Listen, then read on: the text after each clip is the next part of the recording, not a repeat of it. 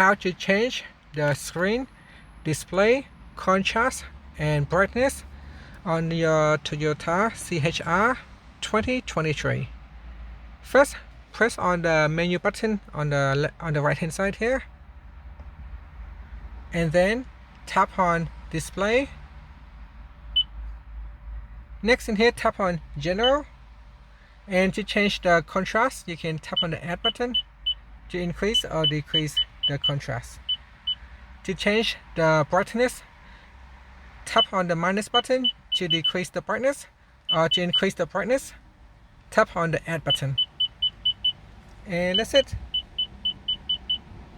Looks like I have messed it up, so let's go back to the center, which is the default, and then tap on the back key, and that's it. That is how you can change the display or the screen display contrast and brightness for your Toyota CHR 2023. Thank you for watching this video.